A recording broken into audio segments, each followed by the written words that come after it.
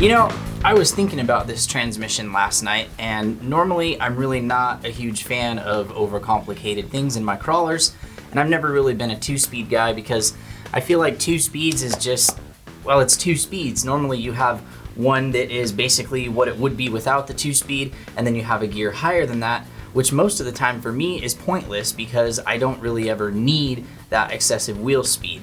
Now on the Twin, I'm actually really excited about this one, and this is why. It's got the front setup and the rear setup completely separate from each other. So you've got 2 servos, one controlling what your rear axle is doing and one controlling what your front axle is doing.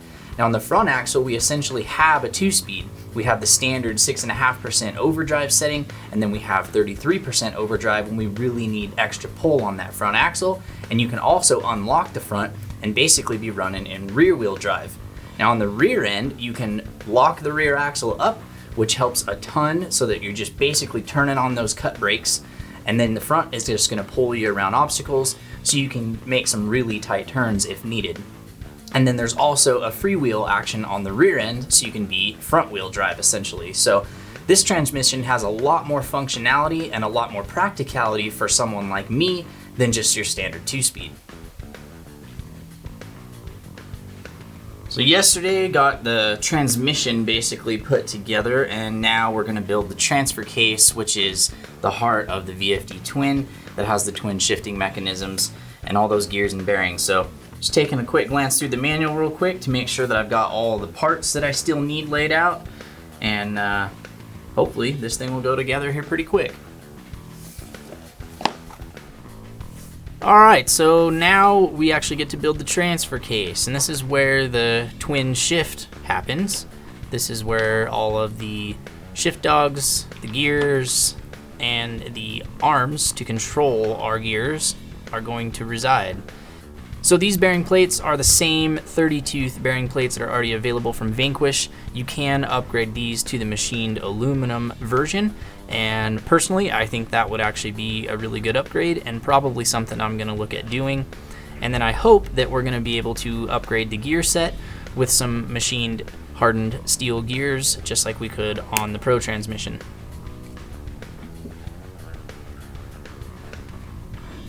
So these gears are all pretty close to each other in size. We just want to double check the tooth count and make sure that we get the right ones on the right shafts so that everything fits when we go to install these into the transfer case.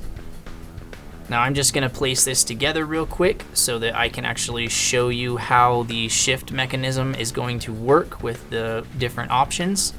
So we don't want to forget about putting the bearing plate into the transfer case halve first and then putting the lockout on top of that, and I'll show that here in just a second. So I actually just noticed something that's not illustrated in the manual, so I'm sure there'll be a little addendum put out or something to correct it, but there's an extra E-clip and it actually goes right here on this second slot on this top shaft inside the transfer case, and it's going to sit against that bearing, so we need to make sure we pop that on there. So before I throw this transfer case actually on here, I just wanted to show how this transmission is going to work. So you've got these slide dogs in here, and these are going to be controlled by the servos and the lever arms that we're going to throw on once we get our case put together. But this is the output to our front axle, and this is how it's going to shift between the 2 overdrives. So you've got overdrive 1, overdrive 2. In the middle is going to be freewheel because that's not connecting either one of these gears. Now on the back side, it's a little bit harder to see, but there is the same drive dog in here, and that connects the actual gear to the transfer case right here to engage our rear axle. In the center is freewheel again, and all the way back there is this lockout piece that will be inside of here, and the drive dog will engage this and lock our rear axle. So that is basically the setup on the VFD Twin. So let's throw this transfer case on real quick, and then we can get all the rest of it bolted up. Grease is definitely your friend in a transfer case or a transmission like this with lots of gears, so we want to make sure that we apply this liberally and get it all over every single tooth.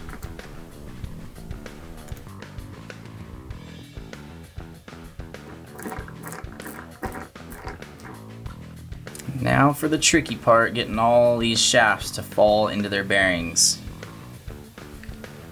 Sometimes it just takes a little bit of wiggling and coercion, and they should all drop in.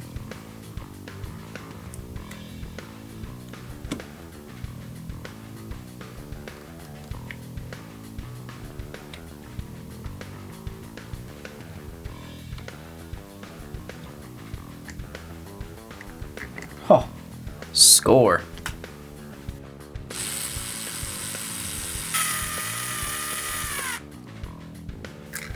Nice. I mean, that seemed like a lot of parts at first, but really it makes perfect sense, and it's actually not that hard to put together. I'm pretty impressed. So everything is still spinning free, so nothing is binding in here, and our drive dogs are still able to move.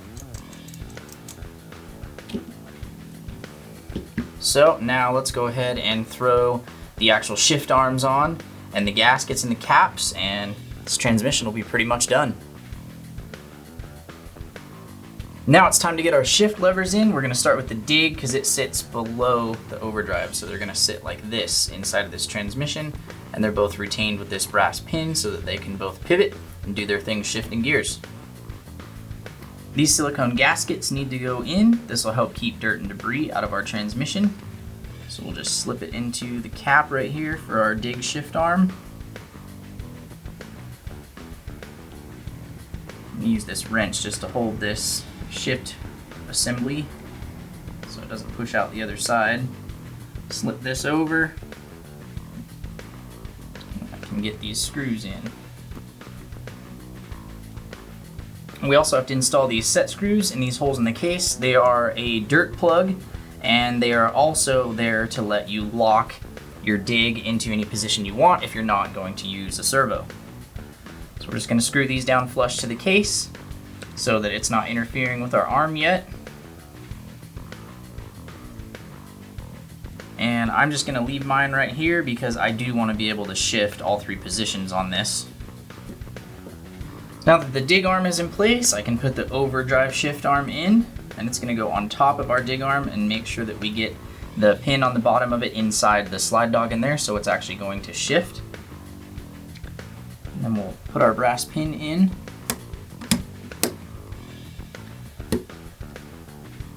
And there we go.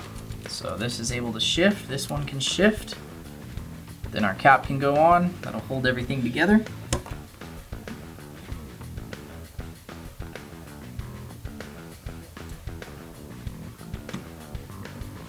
Set screws again on this side, flush with the case. Also for locking this arm in whatever position you desire, should you not want to use a servo. Now the gasket and the cap.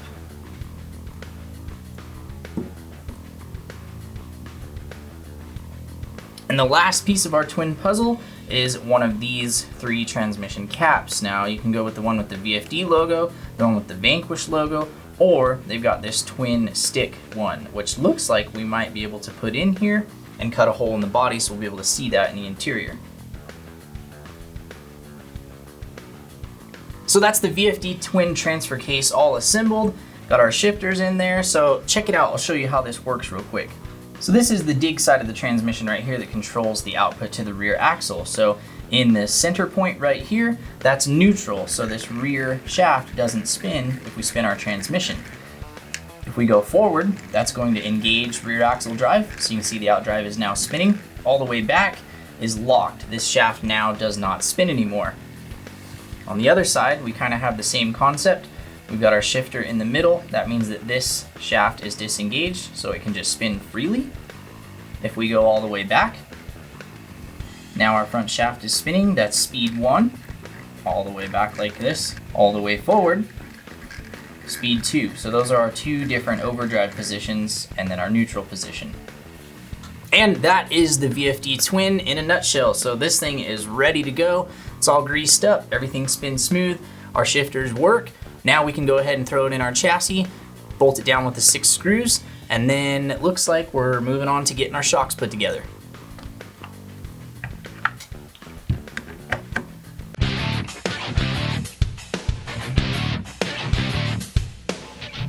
So now that the VFD Twin is fully assembled, we can drop it into our VS4-10 frame. and it bolts down with 5 screws from the top and 1 screw through the skid plate in the bottom, so don't miss that countersunk guy under there. But dang, this thing looks really nice in here. I definitely like this style transmission. The weight is really far forward. The motor is down low right in between the front upper links. So this truck should be really well balanced when we're all done.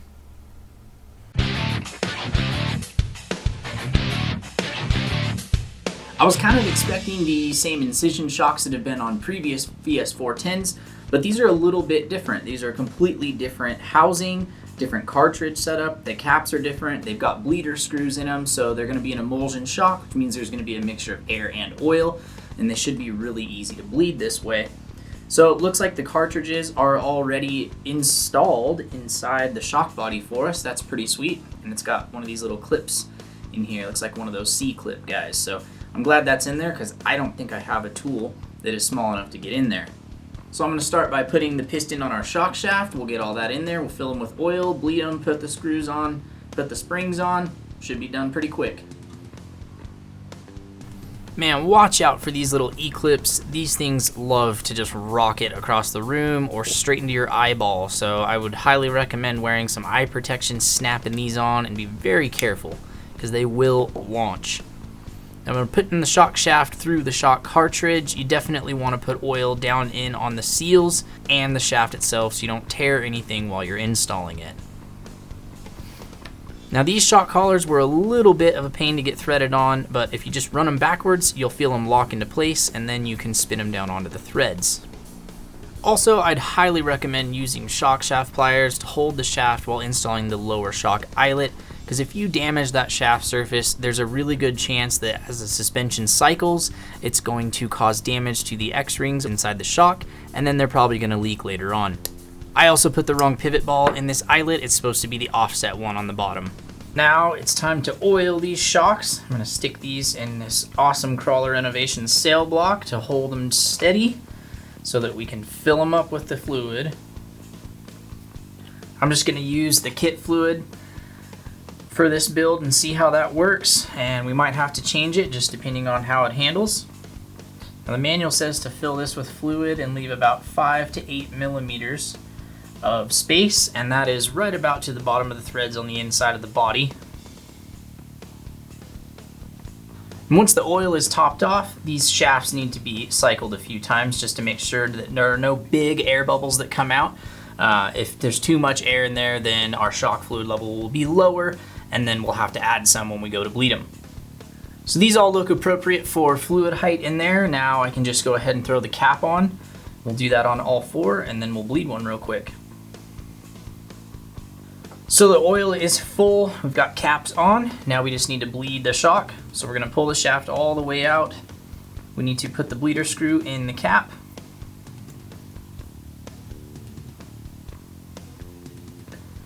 Be very careful tightening these bleeder screws down. They're a very fine thread, and this cap is plastic, so you just need to snug it. It doesn't need to be gorilla tight. So now I'm going to pump this shock up. This is gonna actually build pressure inside the shock body. Leave this guy all the way out. Pull the bleeder screw. Push this all the way in. We should get a little bit of bubbles and a little bit of oil coming out the bleed hole. Replace the screw. And now this shock should be ready to go. It's dead with no rebound and no recoil. So it's not pulling the shaft in, it's not pushing the shaft back out. So it's a dead shock. Now it's ready for our spring. I'm just going to use the kit springs on these shocks. There is an optional part in there to be able to run double spring setup. So I'm guessing some different spring sets are coming. That's the shocks. Easy to build, easy to bleed. I think these are going to be money on this Phoenix. The only thing that I would recommend doing that the manual does not mention is giving the edges of the pistons inside the shock bodies a little sanding on the edges, and that's going to take some of the flashing off from the molding process because these aren't machined pistons, and I did have 2 that had a decent amount of flashing on them, and they were causing it to stick inside the shock body. So after about 15 seconds of sanding on those little guys, they were sliding inside the shock bodies really smoothly. It's coming along really nicely. We've just got to build the ID10 drive shafts and our links, and then we can put most of this truck together, get it sitting on some tires here shortly.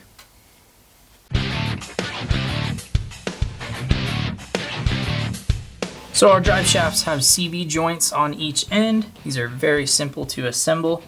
You just have to stick this barrel down here. Make sure that the hole is pointing up. I'm gonna slide it into here and drop the pin through. You might have to wiggle this a little bit. That should drop in. This cover is what holds our pin.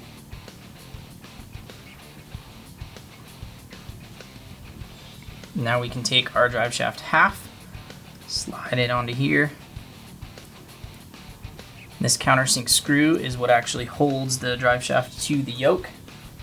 Just want to put a little bit of thread lock on this. We'll tighten the screw up. So that's one CV joint right there. Everything's moving nice and free, there's no binding. So we'll just do that 3 more times and put our shafts together. So that's our ID10s built. Want to make sure that we have the 30mm drive shaft halves on the front drive shaft and the 35s on the rear so that they're the right length when we go to put them in our truck.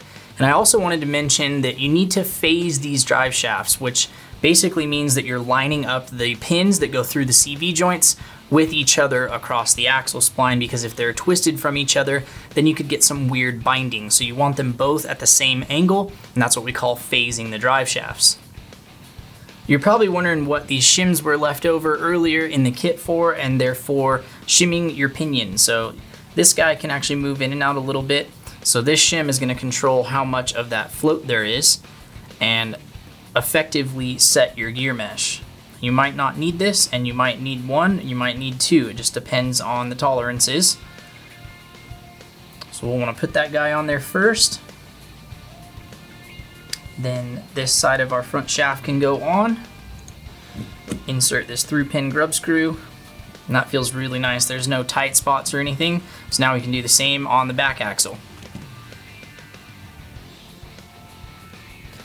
Now on the transmission side, we can insert this part.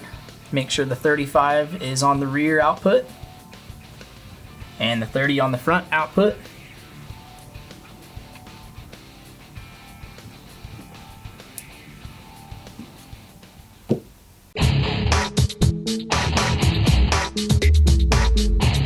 Moving right along, next up is all of the suspension and steering links. Now these are all stainless, oversized with M4 rod ends, so they're very heavy duty and they add a lot of weight down low, which helps a lot for handling. So putting links together is pretty boring, but it's gotta be done. We have to pop all the balls into the rod ends, we have to screw those onto our links, and then we'll be able to bolt up our axles and our shocks and get this thing sitting on some suspension. Shock shaft pliers, again, highly recommended so we don't mar up our links and it makes it easier to hold on to them. And then I've got a little tool that I think came from an old Losi kit that I can use as a wrench to thread the rod ends on straight.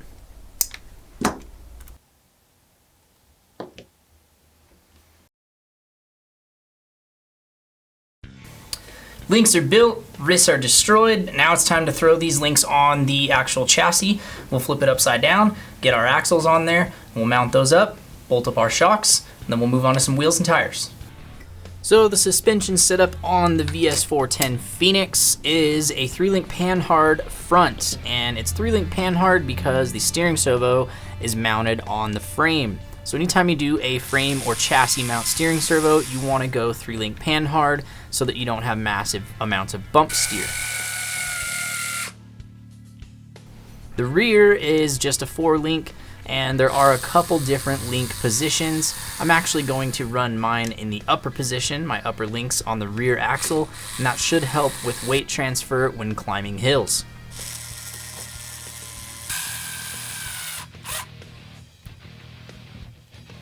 It's also worth pointing out that the upper shock mounts on the VS4-10 platform run parallel with the frame rails, so that minimizes binding while the suspension is flexing.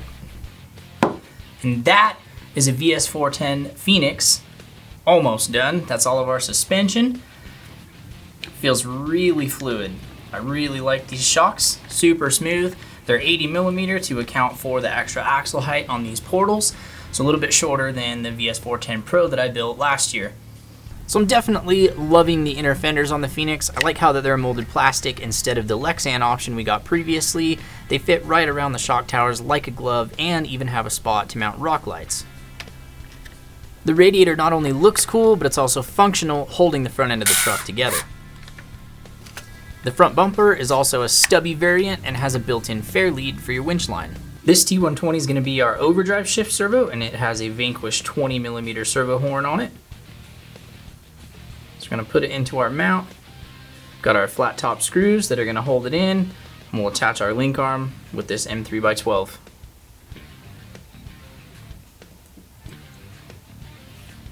Now our overdrive T120 servo gets to mount right here on this side plate. We want to Loctite that because it's going into aluminum and we don't want it coming loose later.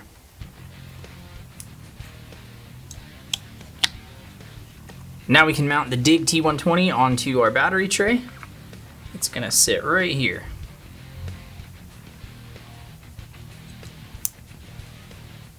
Got our battery straps here.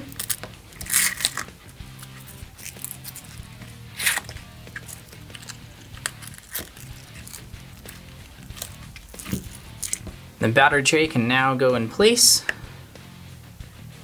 And last but not least, our Dig shift linkage needs to be hooked up. Man, that is a lot of stuff going on in here, but I am getting more and more excited to drive this thing because I can't wait to check out that VFD Twin and actually see how all this stuff really does work. So because I'm impatient and we are running out of time for this one, I'm gonna throw our wheels and tires on real quick so I can get this thing sitting on the ground, and then I'll be happy with the progress we've made today.